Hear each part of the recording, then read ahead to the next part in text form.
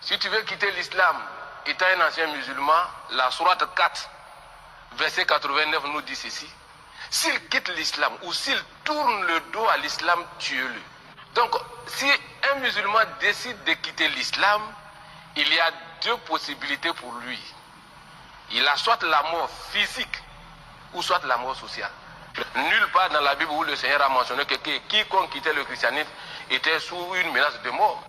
Dans le côté ennemi, c'est-à-dire les mécréants, des gens qui se faisaient passer pour des gens qui voulaient se convertir. Donc ils venaient, ils se convertissaient et ils intégraient la communauté musulmane. Mais par la suite, leur intention en se convertissant, c'était pas sincère, mais c'était plutôt pour récolter les informations des musulmans, les stratégies de guerre, les plans qu'ils ont positionnés, tout ça. Ils récoltaient ces informations pour aller livrer ça à leurs amis mécréants pour qu'ils puissent venir attaquer les musulmans et déjouer leurs plans et tuer les musulmans. Ce n'est pas pour celui qui quitte, hein. Ce n'est pas pour celui qui quitte la foi chrétienne selon toi. Ça, c'est celui qui invite à quitter la foi chrétienne. Celui qui invite à quitter la foi chrétienne, c'est la peine de mort comme condamnation. Maintenant, celui qui quitte, quelle sera sa peine? Pourquoi vous êtes obligé de bâtir sur l'islam? Je vous ai dit chaque fois, faites attention au Coran. À vouloir coûte que coûte changer, modifier le sens du Coran, vous allez vous faire griller par vous-même. Tu as vu? Donc ça, ici aussi, il y a peine de mort. Donc tu vas quitter le christianisme ou bien tu vas quitter le christianisme parce qu'il y a peine de mort. Là, tu vas rester en l'air. Ou bien tu ne seras ni dans l'islam ni dans le christianisme parce qu'il y a peine de mort aussi là-bas. On fait comment? DDR Bénin. Assalamu alaikum wa rahmatullahi wa barakatuhu. J'espère sincèrement que vous allez bien. Donc aujourd'hui, avec la permission d'Allah, nous allons écouter ce frère qui aurait quitté l'islam et il avance les raisons pour lesquelles il aurait quitté l'islam. Donc nous allons l'écouter et au fur et à mesure, nous allons corriger, Inch'Allah. Bismillah. Dites-nous s'il vous plaît, pourquoi avez-vous quitté l'islam? Merci. Mais pourquoi j'ai quitté l'islam? On va le découvrir. Il n'est pas facile à un être humain de sortir de l'islam. Il est facile de devenir musulman. Pour devenir musulman, il te suffit de réciter la confession de foi, appelée en arabe Kalmatu Shahada. Mais le hic ici, sortir de l'islam, quitter l'islam comme mon cas, là on ne quitte pas l'islam comme ça, en fanfare, dans la gloire, non. Voilà, donc d'abord, il a dit que si quelqu'un quittait l'islam, que ce n'était pas facile de quitter l'islam comme il y a une contrainte. Alors que Sourate 2, verset 256, elle a dit nulle contrainte en religion. Donc cet argument est faux, tu as menti. Jamais de la vie, elle a dit celui qui quitte l'islam, tue-le comme tu le penses. Jamais de la vie. Maintenant, sur la Sourate 4, verset 89, nous allons venir dans le contexte pour voir de quoi il était question et quel était le contexte de révélation du verset. Le verset a été révélé pourquoi, à quelles circonstances, pour dire quoi. Ça, c'est le Coran. D'accord? Ça, c'est la version arabe et la version traduite. Regardez en bas ici, il y a le commentaire du verset qui est là. Je vais juste lire le commentaire. Vous voyez ma main? Je vais juste lire le commentaire pour vous, vous allez écouter pourquoi la Sourate 4, verset 89 a été révélée. Écoutez très bien. Les versets 88 et 89 font allusion à la situation de conflit dans laquelle se trouvait la communauté musulmane à Médine. Donc, c'était il y a longtemps. Donc, ce n'est pas contextuel, ce n'est pas actuellement. Donc, c'était un cas. Allons-y. Certains individus, des hypocrites se convertissaient à l'islam, s'immisçaient dans la communauté des croyants, récoltaient les informations et finalement reniaient leur religion en transmettant ces informations aux ennemis de l'islam. Pour ces traîtres de guerre, la condamnation était la peine de mort, comme le stipule ce verset. Écoutez très bien ici. Celui ou celle qui quitterait sa religion par conviction personnelle, sans chercher à trahir par la suite l'islam et les musulmans, n'entre pas dans cette catégorie visée par ce verset. On y avait, au temps du prophète Muhammad sallallahu alayhi wa sallam, d'un contexte de guerre, les ennemis venaient attaquer les musulmans toujours en premier. Et les musulmans ne ripostaient pas légitime défense qui n'est pas un problème. Maintenant, il y avait dans le côté ennemi, c'est-à-dire les mécréants, des gens qui se faisaient passer pour des gens qui voulaient se convertir. Donc ils venaient, ils se convertissaient et ils intégraient la communauté musulmane. Mais par la suite, leur intention en se convertissant, c'était pas sincère, mais c'était plutôt pour récolter les informations des musulmans, les stratégies de guerre, les plans qu'ils ont positionnés, tout ça. Ils récoltaient ces informations pour aller livrer ça à leurs amis mécréants pour qu'ils puissent venir attaquer les musulmans et déjouer leurs plans et tuer les musulmans. Donc c'est pour ceux-là qui quittaient l'islam dans l'optique de venir dans la communauté et ensuite chercher les plans et moyens et livrer les informations, livrer les musulmans aux ennemis là. C'est de les questions. Parce que quand ils vont livrer les informations aux ennemis, ils vont tuer les musulmans. Ils vont déjouer le plan des musulmans et ils vont mettre à mal les musulmans et les musulmans se faisaient tuer comme ça. Donc c'est à eux que la peine de la condamnation était la peine de mort. Ce n'est pas, c'est pourquoi on dit quelqu'un qui quitte l'islam par conviction personnelle, sans chercher à nuire aux musulmans, il n'y a pas de problème. Il a quitté, ça ne le concerne nul contrainte en religion. Maintenant, tu as dit, vers la fin, tu as dit qu'il n'y a pas un verset dans la Bible où il y a la peine de mort pour quelqu'un qui quitte la religion chrétienne selon toi. Alors que la religion christianisme n'est même pas mentionnée dans la Bible, c'est même pas reconnu dans la Bible, mais tu l'as quand même ajouté. Maintenant, nous allons lire Deutéronome chapitre 13. Je ne sais pas si tu as lu la Bible, je ne sais pas si depuis que tu es devenu chrétien, si tu as lu cette partie-là, je ne sais pas. On va lire ensemble, tu vas nous expliquer par la suite, Inch'Allah. Deutéronome 13, verset 6. Écoutez très bien. Si ton frère, fille de ta mère, ou ton fils, ou ta fille, ou la femme qui repose sur ton sein, ou ton ami que tu aimes comme toi-même, t'incite secrètement en disant, allons et servons d'autres dieux, des dieux que ni toi, ni tes pères n'avaient connus, d'entre les dieux des peuples qui vous entourent, près de toi ou loin de toi, d'une extrémité de la terre à l'autre, tu n'y consentiras pas et tu ne l'écouteras pas. Tu ne jetteras pas sur lui un regard de pitié. Tu ne l'épargneras pas et tu ne le couvriras pas. Le verset 9. Mais tu le feras mourir. Ta main se lèvera la première sur lui pour le mettre à mort. Et la main de tout le peuple ensuite. Tu as écouté ça? Est-ce que tu as écouté le verset là? Ça, c'est même pas quelqu'un qui quitte. C'est même pas la peine pour quelqu'un qui quitte la foi chrétienne selon toi. C'est pas celui qui quitte. Ce n'est pas sa condamnation. Hein. C'est celui qui invite à quitter. Donc, si celui qui invite à quitter, la peine de mort, c'est quoi? C'est la mort. On dit, tu le feras mourir. Tu ne jetteras pas un regard de pitié sur lui. Et tu lèveras la main en premier sur lui. Et ensuite, le peuple suivra. On va le mettre à mort. C'est la peine de mort, ça. Pour quelqu'un qui incite à quitter la foi, à laisser l'adoration du véritable Dieu. Donc, celui-là, on dit, on doit le mettre à mort. Bon, imagine celui qui va quitter. Imagine celui qui va quitter. Ça, ce n'est pas pour celui qui quitte. Hein. Ce n'est pas pour celui qui quitte la foi chrétienne, selon toi. Ça, c'est celui qui invite à quitter la foi chrétienne. Celui qui invite à quitter la foi chrétienne, c'est la peine de mort comme condamnation. Maintenant, celui qui quitte, quelle sera sa peine? Pourquoi vous êtes obligé de bâtir sur l'islam? Je vous ai dit chaque fois, faites attention au Coran. À vouloir coûte que coûte changer, modifier le sens du Coran, vous allez vous faire griller par vous-même. Tu as vu? Donc ça, ici aussi, il y a peine de mort. Donc tu vas quitter le christianisme ou bien tu vas quitter le christianisme parce qu'il y a peine de mort. Là, tu vas rester en l'air. Ou bien tu ne seras ni dans l'islam ni dans le christianisme parce qu'il y a peine de mort aussi là-bas. On fait comment? Ça fait un. On continue. Non. Pourquoi suis-je sorti de l'islam? J'aimais beaucoup la religion de mes parents. J'ai été sérieusement dessus. Le Coran n'a pas une position très claire sur le salut. Le Coran a une position très douteuse sur le salut. Pour preuve, la sourate 9, verset 18, nous dit clairement ceci. Que ceux qui vont remplir les mosquées sont qui? Ce sont les gens qui croient en Allah au jour dernier, qui s'acquittent de leurs prières et de leur aumône. Il se peut que cela soit parmi les bien guidés. Le Coran nous dit encore, dans la sourate 66, verset 8, que l'homme doit se repentir d'un repentir sincère. Il se peut que Allah subhanahu wa ta'ala puisse encore te pardonner tes péchés. Mais pourquoi il se peut? Pourquoi peut-être? Le prophète de l'islam, le premier... Pourquoi peut-être? Pourquoi il se peut? Tu vas nous expliquer ça dans ta Bible là.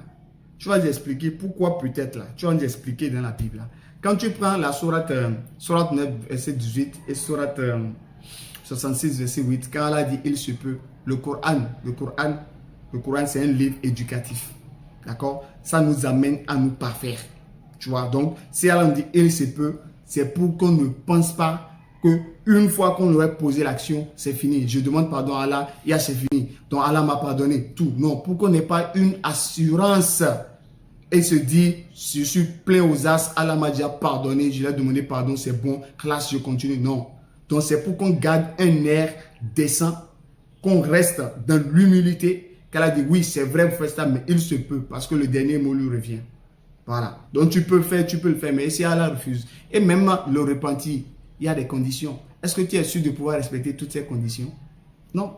Mais Allah te montre des conditions. Maintenant, est-ce que toi, tu es sûr que tu peux réussir ça? Mais peut-être quelque part, tu aurais failli. Mais c'est pourquoi Allah dit, il se peut. Donc, c'est lui qui décide. Il n'y a pas de problème. Voilà. Mais il nous a dit, si on se repent, il va accepter le repentir. Mais quand il nous dit se peut, c'est pour que ça puisse casser notre ego. D'accord? De dire, bon, j'ai péché, bon, c'est fini. Je demande pardon à Dieu. Il a dit de demander pardon. Donc, j'ai demandé pardon, c'est fini. Alors, il m'a accepté. Non. Il te dit, il se peut. Pour que tu saches que même en demandant pardon, il faut faire acte d'humilité. Donc, il se peut. Donc, ne sois pas sûr de toi-même. Il se peut. Donc, garde un peu de réserve, de retenue. Tu vois, c'est ça le Coran. D'accord? Maintenant, le il se peut là. Tu vas voir, tu vas m'expliquer ça dans ta Bible. D'accord? Peut-être là, tu vas m'expliquer dans ta Bible. Sophonie 2, verset 3. Allons-y. Cherchez l'Éternel, vous tous, humbles du pays, qui pratiquez ses ordonnances. Recherchez la justice, recherchez l'humilité. Peut-être serez-vous épargnés au jour de la colère de l'Éternel. Ils ont cité les choses qu'il faut faire. Hein? Cherchez l'Éternel, vous tous, hommes du pays, qui pratiquez ses ordonnances. Recherchez la justice, recherchez l'humilité. Peut-être serez-vous épargnés le jour de la colère de l'Éternel. Peut-être après qu'ils ont fait tout ça, ils ont recherché justice, l'humilité, l'Éternel, ils ont tout. Mais peut-être ils seront épargnés le jour de la colère de l'Éternel. Il faut nous expliquer peut-être, mon frère. Explique-nous le peut-être. Il faut nous expliquer peut-être. Allons dans le contexte de pardon maintenant. Exode 32, quand tu as pris Sourate 66, verset 8, quand elle a dit demander pardon, peut-être il se peut qu'il accepte le pardon. Tu as dit le peut-être pourquoi? Allons-y maintenant. Contexte de pardon. Exode 32, verset 30. Allons-y, tu vas voir les enfants d'Israël, ils ont commis le péché d'idolâtrie. Ils ont adoré le veau d'or à l'insu de Moïse. Maintenant, quand Moïse est venu, écoute ce qu'il a dit. Exode 32, verset 30. Le lendemain, Moïse dit au peuple, vous avez commis un grand péché. Je vais maintenant monter vers l'Éternel. J'obtiendrai peut-être le pardon de votre péché. J'obtiendrai peut-être le pardon de votre péché. Peut-être, Moïse dit, j'obtiendrai peut-être le pardon de votre péché. Donc je lui ai dit, selon ta propre Bible, pourquoi peut-être? Il faut nous expliquer pourquoi Moïse dit peut-être. Donc ton Dieu ne s'est pas pardonné.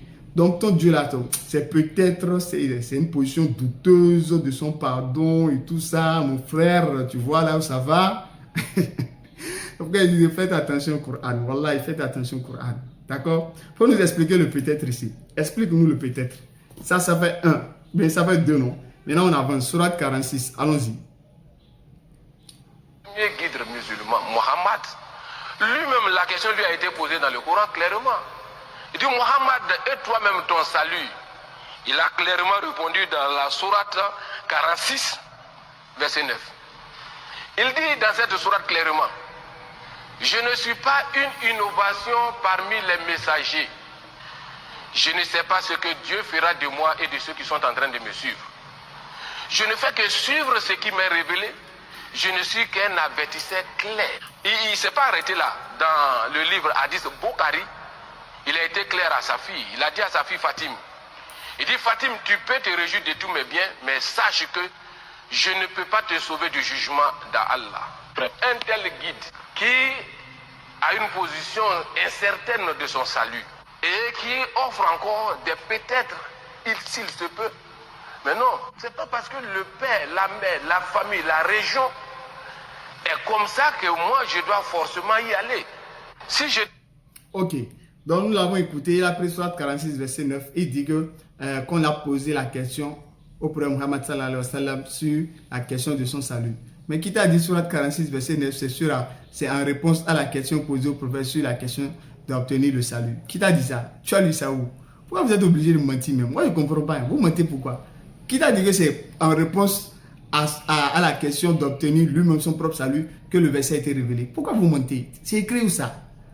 Allah Akbar, vous êtes obligé de mentir. Vous êtes obligé de mentir. Pourquoi vous faites ça? Sur la 46, verset 9, toi-même le verset, même le début du verset coule le débat. Je ne suis pas une innovation parmi les messagers. Donc, ce que dit Muhammad, il est prophète au même titre que les autres. Il est prophète comme les autres prophètes. Donc, s'il ne sait pas, s'il n'a pas l'assurance de son salut, ce que dit aucun prophète n'a l'assurance de son salut, y compris Jésus.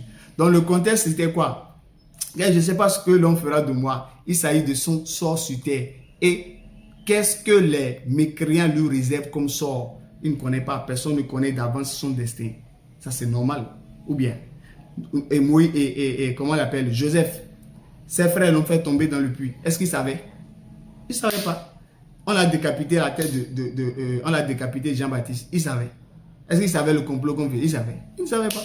Donc ça, ce n'est pas un problème. Donc, quand il dit, je ne sais pas ce que l'on fera de moi, c'est-à-dire, qu'est-ce que les mécréants réservent comme ça au prophète? Il ne sait pas. C'est normal, c'est Allah seul qui sait.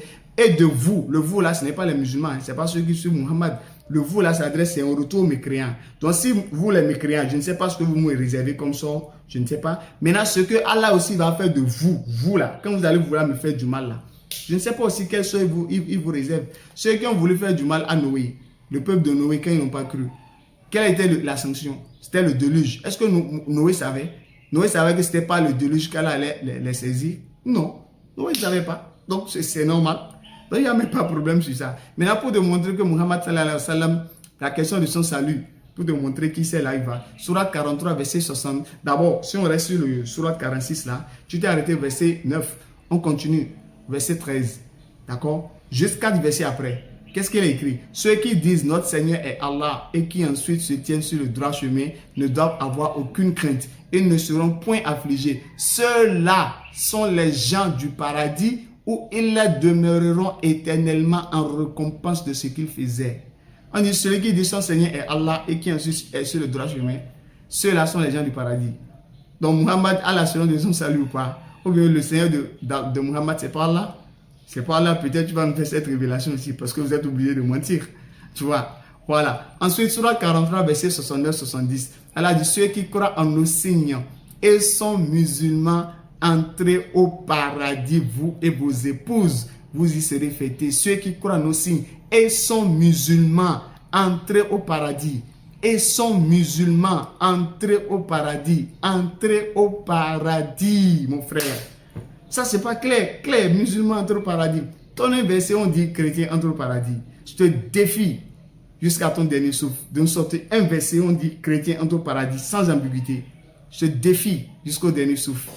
D'accord? Voilà. Donc, faut pas mentir. Faut pas mentir pour faire croire aux gens que l'islam n'est pas la religion du salut. Il ne faut pas mentir, tu vois. Et quand tu prends Muhammad sallallahu alayhi wa sallam, le hadith que tu as pris, il dit à sa fille qu'il ne peut pas la sauver le jour du jugement face à Allah. Mais c'est normal. Ça, c'est normal. Il n'y a même pas de problème. Parce que l'islam, c'est chacun pour soi. On ne va pas condamner le père pour les iniquités du fils. On ne va pas condamner le fils pour l'iniquité du père. Chacun sauve sa tête. Le père a son devoir et les enfants aussi ont leur devoir. Donc, chacun doit quand même exhorter son prochain à adorer Allah. Maintenant, après, libre à la personne de respecter ou de ne pas respecter. Voilà. Jésus-Christ, Père de Dieu sur lui. Dans Matthieu 20, verset 23. Quand la mère des fils de Zébédée est venue lui demander de mettre un de ses enfants à gauche et à droite au paradis, qu'est-ce qu'il a dit? On va lire. Matthieu 20, verset 23. Jésus a dit, Matthieu 20, verset 23. Allons-y. Verset 23, rapidement. Je suis là. Et il leur répondit, il est vrai que vous boirez ma coupe, mais pour ceux qui est d'être assis à ma droite et à ma gauche, cela ne dépend pas de moi, mais ne sera donné qu'à ceux à qui le Père l'a réservé. Jésus ici peut amener quelqu'un au paradis. Jésus peut amener quelqu'un au paradis. Il peut amener quelqu'un au paradis. Il dit ça ne dépend pas de lui. Il ne peut pas mettre quelqu'un à gauche et à droite de lui au paradis. Ça ne dépend pas de lui. Donc Jésus aussi ne peut rien faire. Rien. Rien. Donc il ne faut pas mentir. Faisant croire que Jésus lui peut faire quelque chose, mais Mohammed ne peut pas nous sauver pour nous amener au paradis. Mais peut-être que Jésus peut faire. Jésus ne peut rien. Rien.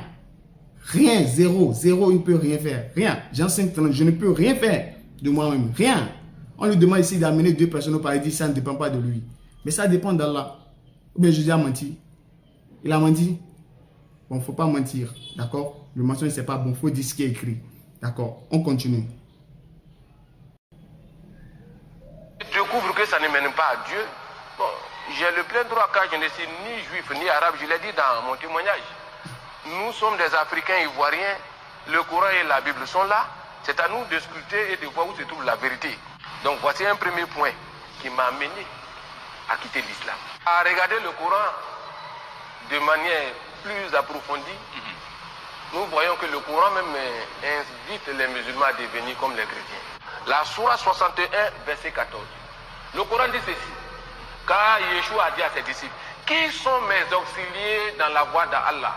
Les disciples ont dit, nous sommes tes auxiliés. Et le Coran dit que tout le monde doit faire comme les disciples de Jésus.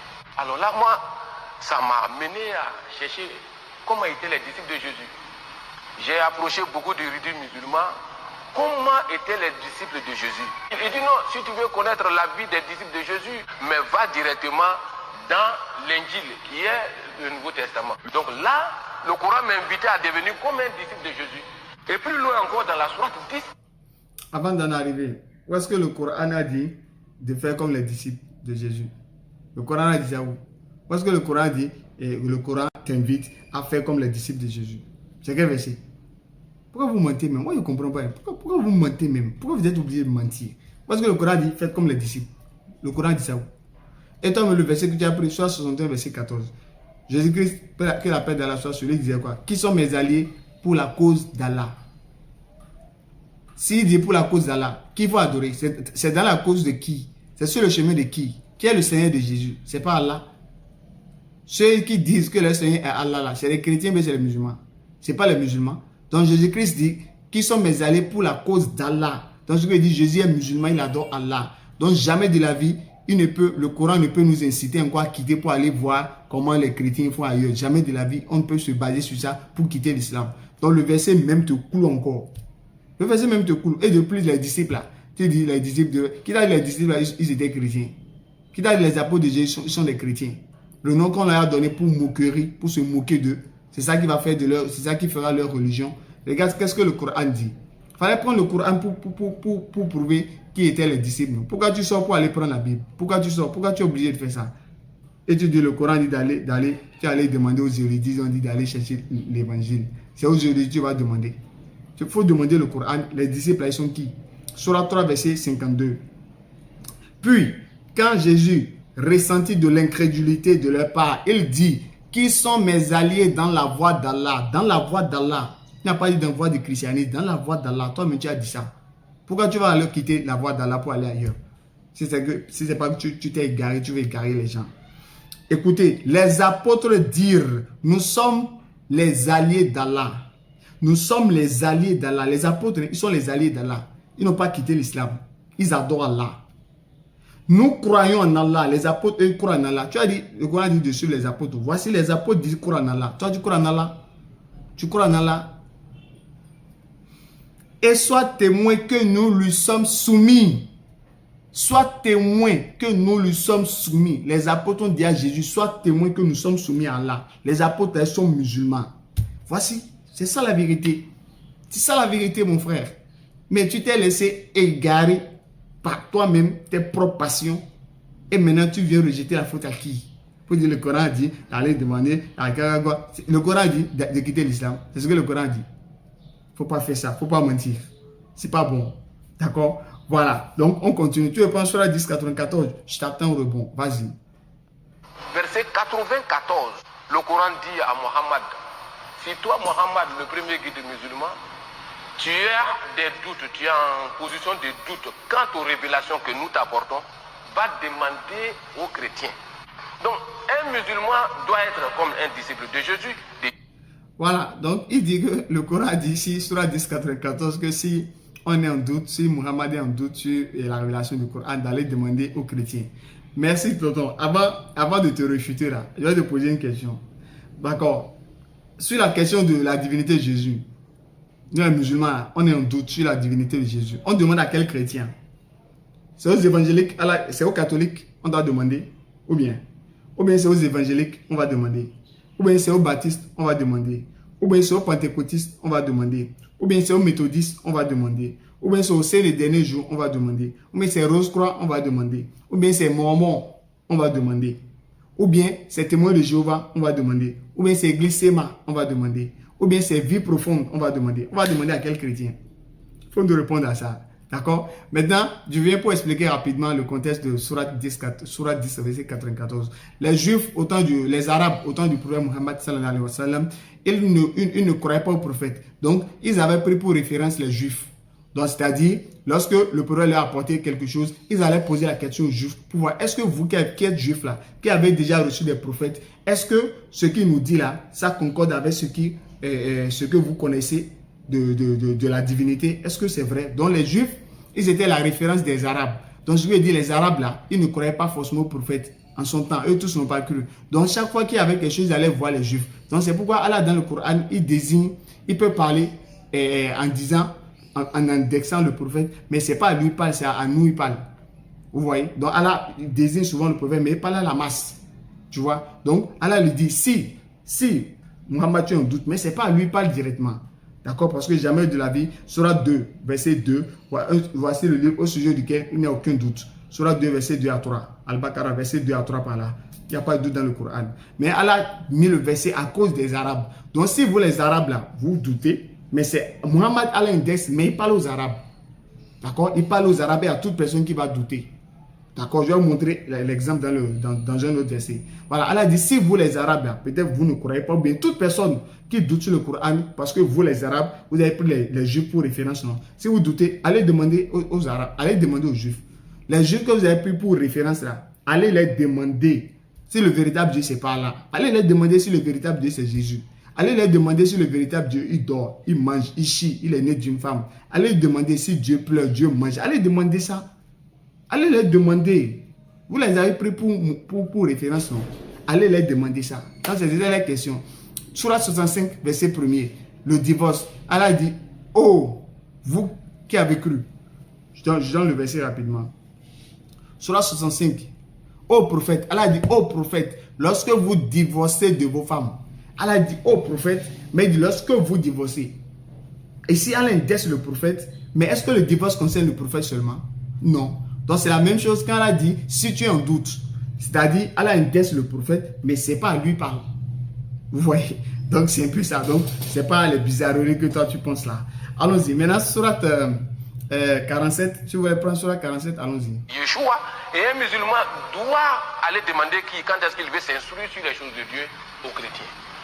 Donc voilà le Coran en train de m'orienter clairement sur la voie de Yeshua. Et plus loin encore, dans la Sourate 47, verset 19, le Coran dit à Mohammed, demande le pardon de tes péchés. Pour toi et pour ceux qui croient derrière toi. Nulle part dans le Coran, il n'est mentionné un seul péché de Yeshua. Mais oui, dans le Coran, il n'est pas mentionné un péché de Yeshua. Dans le Coran aussi, il n'est pas mentionné un péché de Muhammad sallallahu alayhi wa sallam. Mais dans la Bible, il est mentionné les péchés de Jésus-Christ. Hein. Le péché de Jésus-Christ, il est mentionné. Hein. On peut faire une petite visite. Ça te fera du bien. D'accord? Pour expliquer rapidement, dans le Coran, ce n'est pas seulement quand on pêche, on demande pardon. D'accord? Dans la formule de demander pardon, c'est une adoration. J'en ai déjà fait une vidéo. Prenez la sourate Isaïa, la victoire.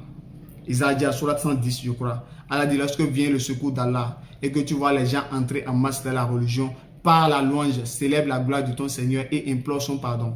Juste après que les gens ont embrassé l'islam, juste après que tu aies fait convertir quelqu'un à l'islam par la grâce d'Allah, Allah dit en même temps, demande pardon. Donc je lui ai dit, en islam, ce n'est pas seulement quand on pêche, on demande pardon, mais la demande de pardon, c'est une adoration. Donc quand Allah Azza wa Jalla dit implore le pardon, c'est comme pour dire, augmente tes adorations et demande pardon dans le sens que la demande de pardon, c'est une adoration. Donc, augmente l'adoration. D'accord? Et quand on fait une invocation pour son frère, dit que Dieu te pardonne, toi aussi, les anges font l'invocation pour toi. Donc, c'est le sens. D'accord? Donc, il ne faut pas venir mentir sur le verset. Jésus-Christ lui-même, qu'est-ce qu'il a dit dans Matthieu 6, verset 10? Notre Père qui es aux cieux, que ton règne vienne, que ta volonté soit faite sur la terre comme au ciel. Pardonne-nous. Pardonne-nous nos offenses. Est-ce que, comme il a dit pardonne-nous, ce qu'il dit là, il a forcément péché? Donc, allons doucement. Maintenant, si tu veux, les péchés de Jésus-Christ dans la Bible, il y en a un. Parce que Jésus, il est d'abord maudit. Galates 3, verset 13, il est maudit. Je ne pense pas qu'un maudit soit quelqu'un qui fait du bien. Un maudit, c'est quelqu'un qui est pécheur. Donc, ça fait un.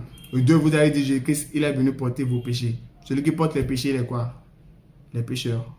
Parce que vous-même, les péchés étaient sur vous. Et vous étiez pécheurs. Donc, si vous lui donnez les péchés, donc c'est lui qui devient pécheur. Donc, ça va être deux. Le 3, maintenant, Job et Ecclésiaste 7, verset 5. Non, il n'y a point sur terre un homme juste qui fasse du bien et qui ne pêche pas. Non, il n'y a pas sur terre un homme bien, un homme juste qui fasse du bien et qui ne pêche pas. Donc Jésus-Christ, il était un homme, il était sur terre, donc il est pécheur. Job 25, verset 4. Comment l'homme pourrait-il être pur devant Dieu? Comment celui qui est né de la femme serait-il pur? Jésus est un homme, donc il ne peut pas être pur devant Dieu. Et il est né d'une femme, Marie. Donc il ne peut pas être pur. Donc selon les deux versets, Jésus-Christ est pécheur et selon vous-même. Donc tu vois, ça fait au moins 4 arguments. Maintenant, continuons. Allons-y. On va terminer. Dans le Coran, il a été dit de Mohammed de demander le pardon de ses péchés. Donc dans le Coran, il est un pécheur. Et ce qui m'a beaucoup encore touché, c'est que le prophète de l'islam a beaucoup prêché la violence. Allah a dit à Mohammed dans la sourate 66, verset 9, d'être rude et dur envers les mécréants, et il a mis ce verset en application. C'est ainsi. Donc, quand il a dit sois rude et dur envers les mécréants, ça veut dire de les tuer, c'est ça. Ça veut dire de faire acte de violence. D'abord, je vais réfuter le verset pour montrer que Muhammad n'a jamais été rude, il n'a jamais été dur. Et après, je vais venir t'expliquer c'était quoi la vraie situation, c'était quoi le message qu'il fallait comprendre par là. Surah 3, verset 159. Allons-y, écoutez très bien. Surah 3, verset 159. Allah dit, c'est par quelque miséricorde de la part d'Allah, toi, Muhammad, que tu as été si doux envers eux. Si tu étais rude, au cœur dur, ils se seraient enfuis de ton entourage. Allah dit, Muhammad, c'est par quelque miséricorde de la part d'Allah que Muhammad a été si doux. Donc, il est doux. Mais si tu étais rude, donc il veut dire, il n'a jamais été rude. Au cœur dur, il n'a jamais eu le cœur dur. Il se serait enfui de ton entourage. Mais au final, les gens sont venus vers lui. Donc s'il était rude, dur là, comment vous allez venir vers lui? Jamais de la vie. Donc quand on revient dans le contexte de Sourate 66, verset 9, quand il a dit sois rude et dur envers les mécréants, ça veut dire quoi? Ça veut dire quand tu as un objectif, quand on te confie une tâche, mais il faudrait que tu sois prêt à assumer cette tâche. Parce qu'il y aura des ennemis qui vont venir. Mais quand ils vont venir, toi tu restes focus. Donc tu dois être rude et dur, catégorique sur, parce que tu sais là où tu vas. Donc c'est le sens, ce n'est pas tu es rude, dur là, il faut aller les frapper, il faut les tuer. Non, c'est pas comme ça. C'est comme on dit, la vie est un combat. Donc ça veut dire partout où tu marches, tu vas donner les coups de poing aux gens. C'est ce que ça veut dire. Quand on dit la vie est un combat là, est-ce que ça veut dire partout où tu pars, tu donnes des coups aux gens, tu boxes les gens, tu fais le combat avec les gens dans la vie? C'est ce que ça veut dire? Non. Donc c'est juste pour dire que dans la vie, il faut être fort, il faut être prêt à tout. Il faut avoir la force et pouvoir surmonter les problèmes et les difficultés. Tu vois, donc quand elle a dit il faut être rude et dur envers les mécréants, s'il veut te détourner là, ne les écoute pas. Sois rude. Tiens bien ce que nous t'avons donné. C'est ça l'essence. D'accord? Donc ça n'a rien à voir avec ce que tu parles de violence et tout ça. Ça n'a rien à voir. Maintenant, tu veux violence. Tu veux violence. On va faire une petite visite dans la Bible. Avec plaisir. Allons-y. Il a prêché la violence, a demandé qu'on tue des gens. Donc, j'ai suivi la foi de Yeshua, car c'était un homme sans tâche, sans péché. Voilà, allons-y. 1 Samuel 15. 1 Samuel 15, verset 3. Allons rapidement. Il a dit, il n'y a pas de violence. Jésus n'a jamais prêché la violence. Donc, si on suppose que prenons les chrétiens, nos amis chrétiens disent que Jésus-Christ est Dieu. Donc, allons-y. 1 Samuel 15, verset 3. S'il n'a jamais prêché la violence, on va écouter. Va maintenant, frappe Amalek et dévoué par interdit tout ce qui lui appartient. Tu ne l'épargneras point et tu feras mourir hommes et femmes, enfants, bébés, bœufs, brebis, chameaux et ânes. Ça c'est quoi? Ça c'est une fête, non? C'est la fête ou bien? Ça c'est donner des bisounours ou bien? Ça c'est pas violence. Tuer des bébés, des ânes, des chameaux. C'est pas violence ou bien? Mais t'as pas lu ça? T'as jamais lu ça ou bien? Et si on prend encore de Luc 19, verset 27, qu'est-ce que Jésus dit? Quant à mes ennemis, amenez-les ceux qui n'ont pas voulu que je règne sur eux et tuez-les en ma présence. Luc 19, verset 27, Jésus-Christ. Quant à mes ennemis qui n'ont pas voulu que je règne sur eux, amenez-les et tuez-les en ma présence. C'est la paix ou bien? Tuer là, c'est la paix, non? C'est la paix, n'est-ce pas? C'est pas la violence, non? Tu avais dit que Jésus était quoi? Il n'a jamais prêché la violence. Ça, c'est quoi? Tuer les gens en ma présence, ceux qui n'ont pas voulu qu'il règne sur eux. C'est la paix les offrait, ou bien Jésus a pris le Nobel de paix. C'est ça, non? Selon le verset, c'est ça? Donc, frère, tu as quitté l'islam sans aucun fondement logique. Tu ne maîtrises rien de l'islam, tu ne connais rien du Coran, rien absolument. Tu as peut-être suivi tes fantasmes, tes désirs, tes passions. D'accord? Mais selon le Coran, 1 contre 1, verset contre verset, argument contre argument, tu ne pourras jamais refuter et donner une preuve claire qui prouve que l'islam ne serait pas la religion agréée par l'éternel Dieu qui conduit au salut. Tu ne peux jamais de la vie le prouver. Mais tu peux faire des fantasmes, des délires, des passions, raconter ce que tu veux, selon ce que tu penses, mais ça ne sera jamais la vérité parce que le Coran, il est inattaquable. Sourate 41, verset 42 à 42. Le faux ne le pénètre, ne l'atteint ni de devant ni de derrière. D'accord? Donc tu as quitté l'islam, ça va être ton devoir. Et la preuve, si tu veux que l'islam dit de tuer ceux qui ont quitté l'islam, pourquoi toi tu es encore en vie? Pourtant tu as dit que ta famille était des musulmans. Tu as dit que ta famille, tu es né d'une famille musulmane. Pourquoi ils ne t'ont pas tué? Pourquoi ils ne t'ont pas tué? Tu es obligé de mentir. Mentir! Soyez fiers d'être musulman. Donc je vais m'en arrêter là. Il a touché beaucoup de points, donc j'ai été obligé de rentrer partout. C'est pourquoi la vidéo a été longue. Donc, désolé. Je vous remercie de m'avoir écouté. Faisal BDR Bénin représentant. On sera toujours là pour réfuter ces allégations mensongères sur l'islam, sur le prophète et tout ce qui va avec. Salam alaikum wa rahmatullahi wa barakatuh. À la prochaine, Inch'Allah.